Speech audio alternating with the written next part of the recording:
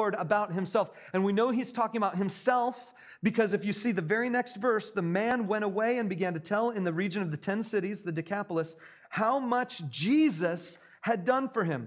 Jesus says, tell them how much the Lord has done for you. The man tells them how much Jesus had done for him, and all the people were amazed. So here we have Jesus identifying himself as the Lord to this guy. What's the difference? Why is Jesus keeping everybody silent except for the lunatic? Why is Jesus keeping all the demons silent except for the legion? There's only one difference. It's the lake. See, all these people were on this side of the lake, and this man is on this side of the lake. He doesn't get to hang out with Jesus and follow. He needs to go and tell. What's the difference? Over here, there aren't any Jews. Over here, everyone's Jewish. Why does that make a difference? For thousands of years, the Jewish people were hoping and waiting for a Messiah. For thousands of years, they were waiting for God to bring about the Messiah that they had been promised, to conquer sin, to conquer evil, to become the king, to take charge, to bring God's kingdom to the earth. They were waiting. And over that time, they were building their expectations. What would the Messiah be like? What would he do? How would he move? How would his life benefit my life? What would change? And they built expectation after expectation after expectation. And they had all these images in their head of what the Messiah should be and what the chosen one was supposed to be. They had all this imagery in their head. The Pharisees had their idea. The Sadducees had their idea. This family had an idea. All the people had an idea. But over here, this guy, he's just got one thing: what the Lord has done for him. No expectations, no demands. It's just what the Lord has done for him. These people have to follow Jesus. You know why? They have to follow Jesus because for 3 long years, Jesus needs to get rid of all their misconceptions. He has to wipe away one by one all the different things they think he should be so that he can just be who he's supposed to be.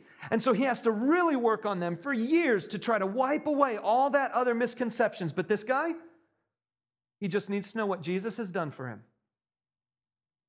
And that's enough. They can't talk about Jesus because they're going to get it wrong. They're going to say, the Jesus I know is this and that and that and this. And the Messiah I know is a political ruler and this and that and the other thing. And this guy over here, what does he know? Dude, I was haunted and Jesus got rid of him. That's it. Here's the deal. I want to give you one final phrase to take home with you. I believe the identity of Jesus is essential for you and me to get. I believe there's a difference between fans and followers. I believe some of us have got things that we need to have Jesus clear away from us so we can get back to who he really is. And I also believe that all of us know at some point in our lives, he's done something for us, and we need to get back to that, and not all the other overhead, not all the other demands, not all the other expectations about this. So here's the final phrase. To those who can accept Jesus as he is, he reveals himself. Have you ever been confused by God? Have you ever felt like he was intentionally keeping you in the dark? You're not alone. But to those who can accept Jesus for who he really is, he reveals himself.